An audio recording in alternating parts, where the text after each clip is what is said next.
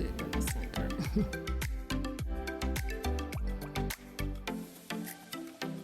Over small like that.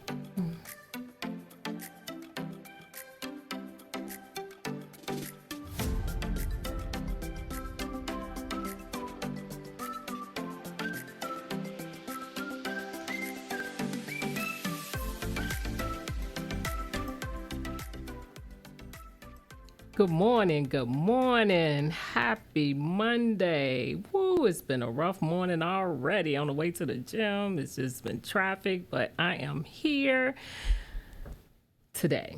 Anyway, today I'll be talking about overcoming limited beliefs and steps to release mental shackles.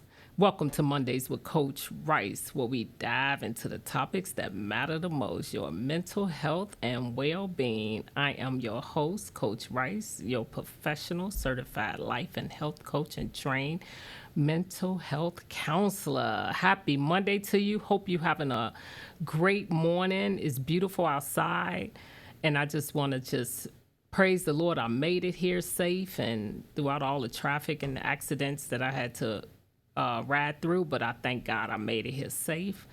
So today we'll talk about the limited beliefs and how they can hold people back. When you think about limiting beliefs, what are they? We're going to talk about that. We're also going to talk about where they come from and the steps that we need to take to overcome these beliefs. This topic is important to me. I'm going to tell you why. God gave me a vision about moving my business to the next level. I started noticing this internal feedback I was getting from myself that I knew wouldn't serve me in this season of my life and on the mission that He has me on. I knew that I had to deal with it because it was trying to come against my faith. Belief is bigger than I ever imagined, our beliefs. That's why I believe that the Lord, when He said we must believe in Him, that's powerful because beliefs take us where we need to go. If it's really you agree upon something that's true. That's what a belief is. And when we believe in it, we touch and agree, and it's power in agreement.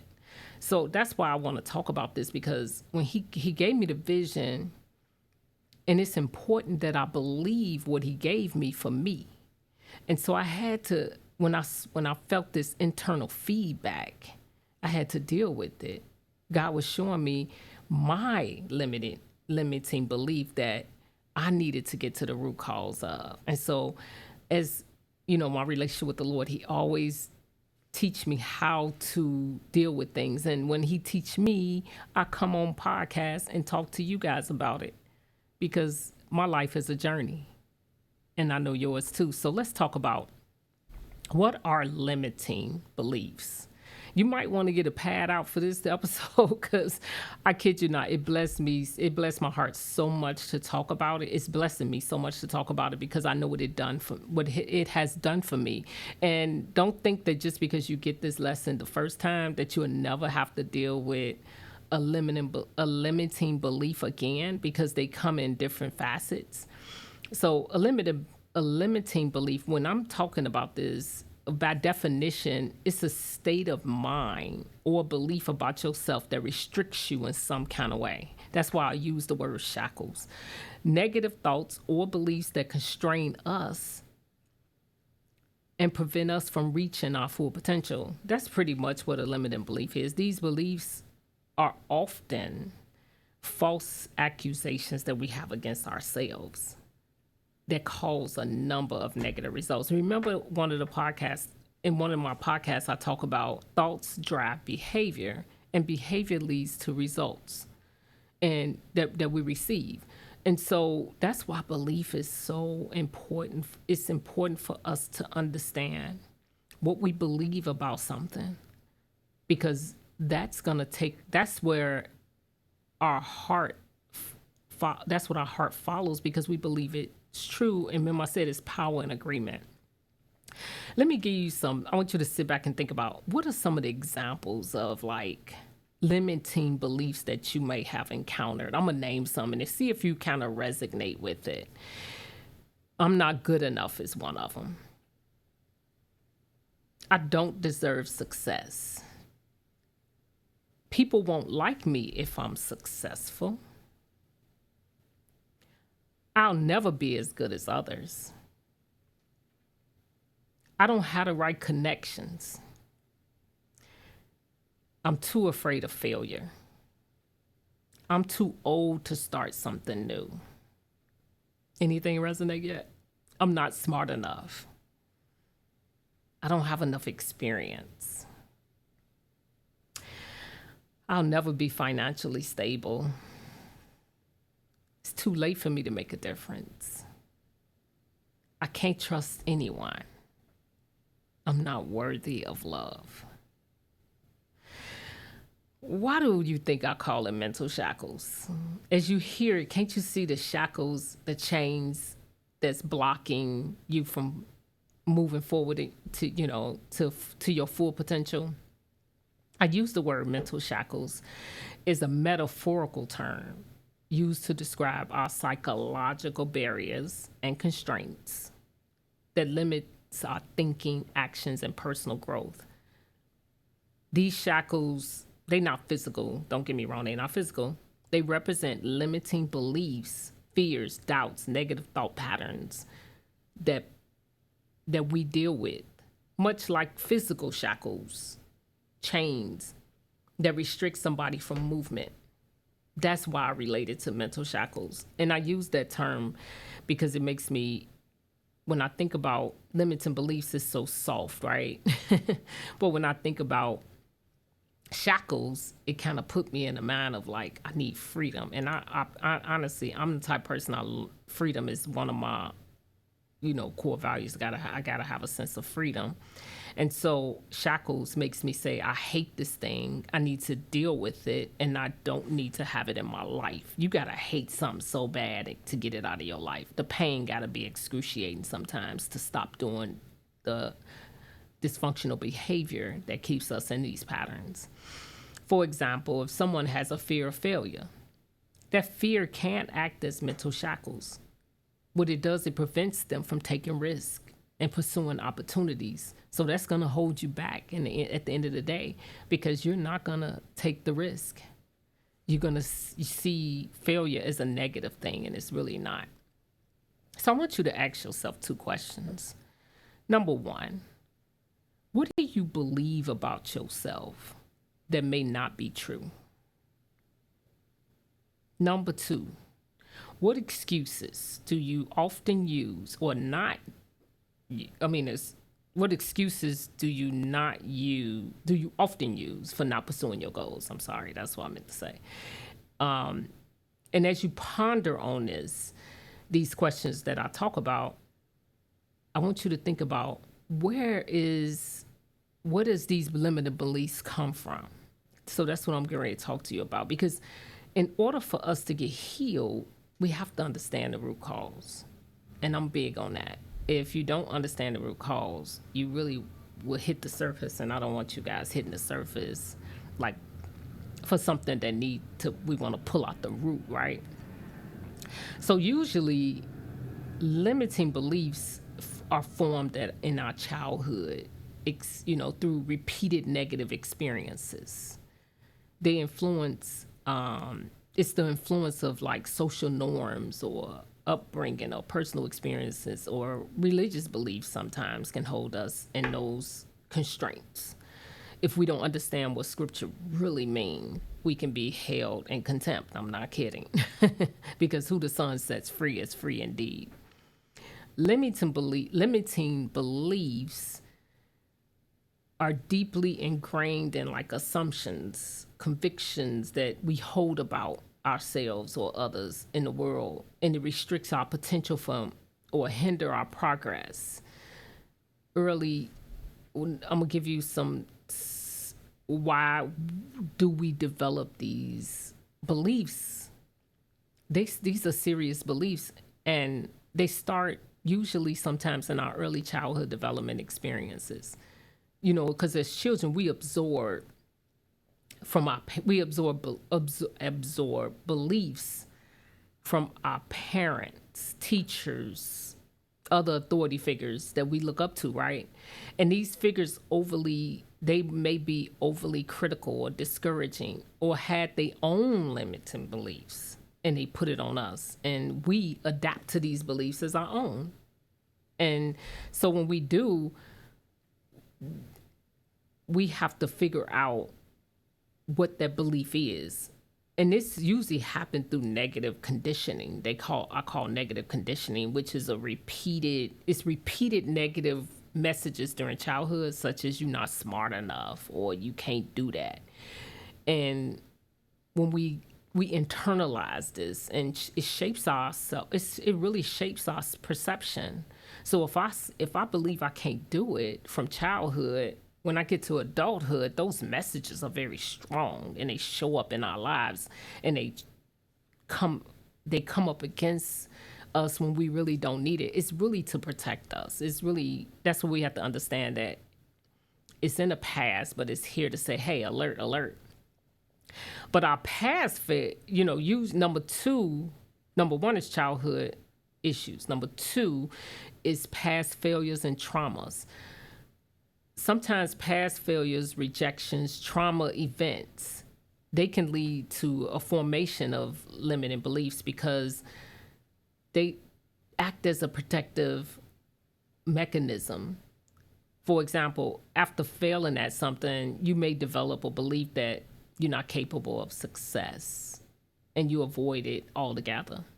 And especially if you've disappointed in the future, you will continue to keep that frame of mind and keep going. So to protect ourselves from emotional pain, we may create limited beliefs that prevents us from taking risk even at all. I'm a risk taker, so that don't really bother me at all. Matter of fact, I think I need to put some constraints on that. Number three is societal and cultural influences that causes limited beliefs, like when society or culture, when they impose like certain beliefs about what's possible and what's acceptable. It's even like happening even in an election where it's not acceptable. What is a black job? Things of that nature. Is like society try to put these norms, like careers are only suitable for a particular race, leading us as a people to internalize those limited beliefs, and we don't even understand our own potential.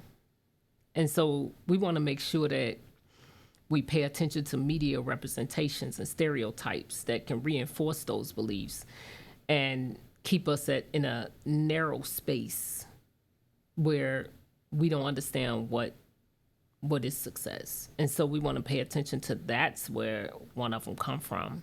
Number four is fear of the unknown. That can be very detrimental when moving forward. The fear of failing, it can lead people to develop those beliefs like I can't do this or it's too risky, which prevent us from taking that action. Sometimes the fear of changes that success might bring can lead to limited beliefs such as like I'm not ready for this, or I don't deserve this. I don't know if you ever felt like that. I don't deserve this. I did so much wrong in my life. I don't deserve to be blessed like this. It's interesting because the fear of the unknown is big. When I see fear, it reminds me all the time that I'm missing some information. And so what I have to do is I need to go get that information so that I can remove the fear. Because sometimes you ever notice when you don't feel comfortable, when you don't have everything you need to do what you need to do. That's kind of where fear lies, in that area. And so that's really important. Pay attention to that. Number five is our comfort zones. We tend to want to stay in a certain comfort zone. Limited beliefs keep us there because we feel safe. insecure, but venturing beyond those comfort zones allow us to be, we're gonna be uncomfortable because we have to exercise a muscle we're not normally using, and it's gonna cause a shift in our behavior, shift in everything we do, and we want to bring everything back to homeostasis, which is want to keep it at a level, but we have to be able to move into an uncomfortable zone in uncharted waters, I say, so our minds can be creative and get us where we need to go, because it's really a comfort area, an area of comfort.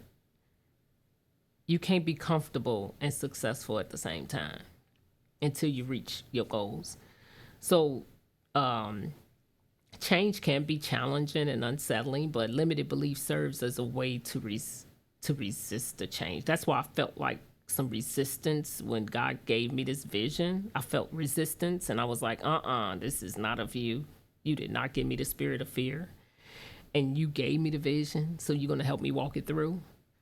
But we want to maintain this status quo of being comfortable, but that's not how it works. We have to grow and we have to learn. And in order to do that, you're going to be uncomfortable sometimes, and that's okay. It's okay to be uncomfortable sometimes.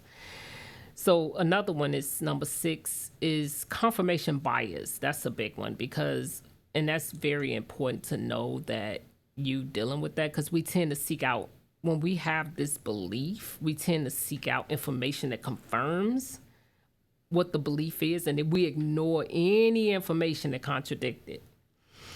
But if we hold a limited belief, we may unconsciously focus on all the evidence that supports that particular thing and disregard anything that challenges. That's what I'm talking about when I say confirmation bias. One of the most important things to pay attention to, because after a negative experience, we may overgeneralize, believing that if we failed once, we may fail again, leading to limited beliefs and not seeing our abilities. It's okay to fall. A just man falls 7 times, but he get up. That scripture don't kind of apply to that, but we do fall. It's okay to fall. It kind of apply and it don't, but that's a whole nother story. But anyway, but we do fall, and that's an area to let us know we learn and we grow. It's an opportunity to learn and grow, not to sit and ponder on. Number 7, lack of self-awareness. That's huge.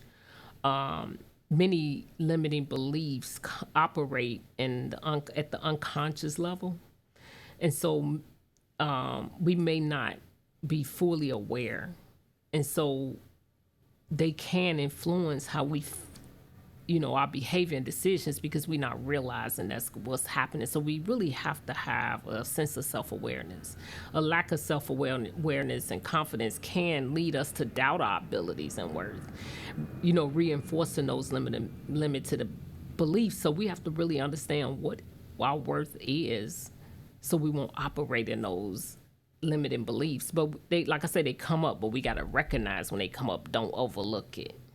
Number 8, social comparison is huge. I always say, don't compare yourself to nobody. When we constantly compare ourselves to other people who seem more successful, more attractive, more intelligent, lead to those feelings of inadequacy and foster those beliefs like I'm not good enough. I'll never be as successful as them. If I thought about that, I would not get on a podcast, because I've seen so many people that do it so much, it make it look like it's easy. But I can't worry about them. I have to worry about my development. And as you can see, limits and beliefs, they do form in a way to protect us. So it's really, when we get ready to get into an uncomfortable zone or a muscle we don't use often, our bodies respond, and our unconscious mind respond and say, wait a minute, danger. Do you know what you're doing? But we have to override that and say, wait a minute, it's okay for me to be afraid. It's okay for me to step into the zone in a way that I'm cautious, because the caution don't mean stop. It means to go, but also seek advisors. Also seek out help if you need it. It doesn't mean to shut it down. And so we have to pay attention to that. And so it's just there to protect us from the pain and the fear of failure. But we have to lean into failure because it's not something that is a bad thing. It don't feel good when something don't work out, but it is information that's needed for growth. And so we want to take it as a euphorism for growth. So key steps to release the shackles. I'm gonna give you some steps. I use this word release because it's a sense of freedom when I think about it. So these are the steps that I took. And so I'm gonna hand them over to you. Number one, we have to challenge limited beliefs. We have to. First, we gotta identify what the limited belief is. In order to do that, you have to, I would say definitely, if you can have a journal, writing down the thoughts that come up, write down the current limiting belief that you may be dealing with. It helps to bring it to subconscious so we can see, helps us bring subconscious beliefs to the surface so we can kind of see what's happening. And that's what I did. I had to bring, when I felt the internal turbulence, I had to write it down, what's going on, what's happening. And I thank the Lord because he sent people your way to kind of help you go, talk about it, talk through it. And when you could put a name to it, it helps you to navigate it better. Wording is so important. And so that's what I did. You journal, I wrote it down and took it out of my, unconscious to subconscious so I can understand what's really happening. Now you want to gather evidence that disapprove that belief, because I'm telling you, most of the time, 90% is a lie anyway. Is the belief really true? Ask yourself that. And where did that belief come from? Is it still relevant in the present? Because sometimes we're looking at past history and it don't matter in the same place where you are in your life at that time. What would happen? Ask yourself, this is a big question that helped me. What would happen if I didn't believe that anymore? That's where the possibilities are. Because a lot of times we hold on to these beliefs as if we can't change anything. And that puts us in a state of where we stuck. And so after you figure out what the belief is and you understand that where it come from, you find out it's not relevant anymore, and you think about and really picture yourself, what would happen if I didn't believe it anymore? Now you want to reframe that belief. When we reframe something, we want to turn a negative belief into a positive one. And so you write the positive down, even if you ain't there yet, because you're going to get there. And I'm going to show you the second step will get you there. The second step is taking the action to overcome the belief. And so first it's called visualization. Visualization, that's a mental technique that involves us to really sit down in detail, visualize, because you got a vision burning on the inside of you and you're not taking steps in it because you're fearful. But visualization is you visualize in a vivid way, very detailed. When I say very detailed, I'm talking like I got this vision, I'm walking it out. In my mind, I close my eyes and I visualize myself in the whole realm of it. The smell, what it feel like, what is it? If it's a crowd that's involved, what is the crowd giving me? Or what knowledge and wisdom am I gaining from this? What does it mean to figuring out the images in my mind, really bringing that vision to pass? That's why you say write the vision, make it plain, right? And really sit down and really visualize, what is God telling me to do with this? It's imagine yourself to achieving that success. Picture yourself in the achievement portion of the success. all the obstacles, picture the obstacles you may have had to overcome. Picture and experience how I feel to overcome those. That's what visualization is. Because if I could see it, I can believe it, therefore I can achieve it. That's a true statement because it definitely works. So you want to utilize the power of visualization because it sets you in a realm of it so you could feel it and attach to it and touch it and agree with it. You touching and agreeing right at that moment. Now you want to set the third part of it. After that, you want to set small, achievable goals. So when you set these goals, you want to make sure I use the SMART goal method. You want to use that because it's important. It helps kind of build the momentum and maintain that motivation you need to make progress. And it's more measurable, actually. So SMART goals is a very good thing to use. You can look it up online and tell you the steps that you go through to create goals. Number 4 is accountability. This is a big one. And support. One of the scriptures that God gave me was in Proverbs where he talks about, I believe it was chapter 27, where he talked, 26, I think, where he reminded me of, like, as you build this house, you want to make sure each room is thought out properly, and also, process the valuables in it. But while you doing that, make sure you seek many advisors. That was the scripture he gave me for the vision, right? And so that accountability it refers to like obligation or willingness to accept responsibility for your actions, decisions, and outcomes. You want to make sure it's really being answerable to others, yourself, so you can achieve the goals and meet the expectations that you agreed upon. And so find you someone you can hold that'll hold you accountable for taking action and maintaining this new belief that you have. That's important because if we don't have that, it's hard to do that on our own, right? And so we want to make sure that we seek the support that we need.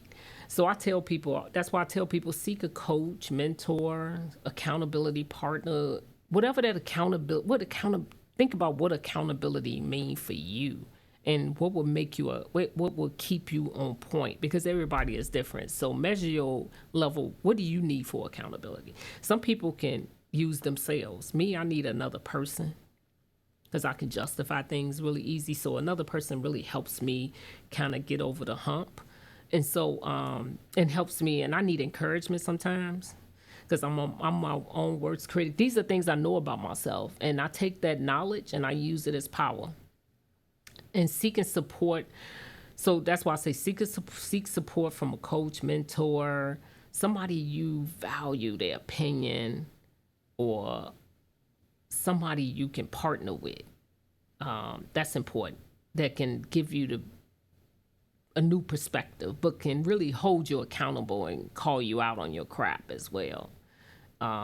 This will help you significantly enhance your journey toward achieving your goals. You don't need nobody that's going to hero you out of your dysfunction, but you need somebody who's going to say, hey, let me give you the hard truth. You need somebody like that. That's what I need in my life, because I could be definitely something else.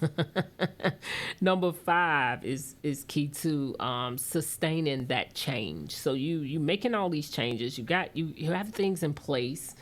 How do you sustain that, right? I'm finding out consistency is key. Consistency in my actions, behavior, performance. That's building trust, that's building trust with others, but within myself. Consistency, I didn't realize how important that was, so I started doing the podcast. Showing up.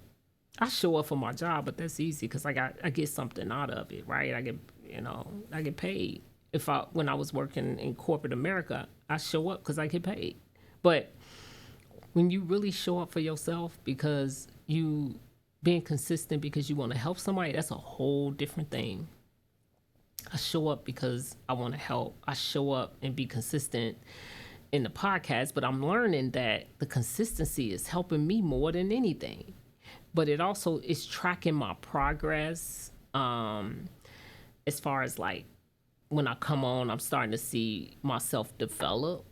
I'm starting to see the things I need to do, don't do, all of these things. I don't beat myself up too hard. But when you are dealing with sustaining the change, you want to make sure you track your progress. That's huge, because you want to make sure that you review what's happening while I'm doing this. What are the stats? Celebrate your wins. Stats are important because it teaches you how your progress is going, but it also teaches you those outliers where what's really happening, that what's happening over here that made this happen over there. This is how you grow. So don't give up. Stay in a posture of curiosity as you sustain this change. Stay open to growth. Seek advisors. It takes a team to be successful. You're going to make mistakes along the way, but that's how you grow. So don't worry about the mistakes. So that's kind of the steps. Those are the steps that I wanted to bring forth and talk to you guys about. Those are the steps I used in that area. I got another area I'm working on that I'm going to use these steps on, because I found another area I need to fix in my life. But anyway, you're constantly evolving, right? But I am so grateful to the Lord that He has showed me this, because now I can apply it to other areas of my life. If you need help in this area, or somebody to walk you through the process and you finding it hard, reach out to me, set up a 15-minute consult, and reach out to me and see how I can help. But I just want to say happy Monday. Thank you for listening to Mondays with Coach Rice. If you have enjoyed this episode, or you feel like it's beneficial for somebody to hear it, please subscribe.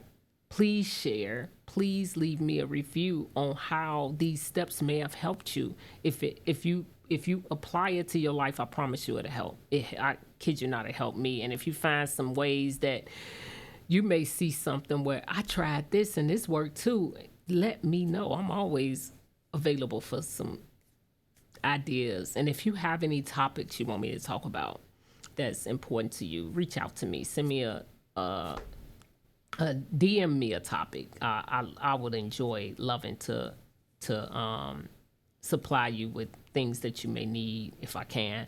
Until next time, take care of yourself and your relationships. This is Coach Rice signing out. Just want to let you know I love you guys. Thank you for listening. I love the support I get. I appreciate you guys very much. Have a happy Monday and enjoy your day.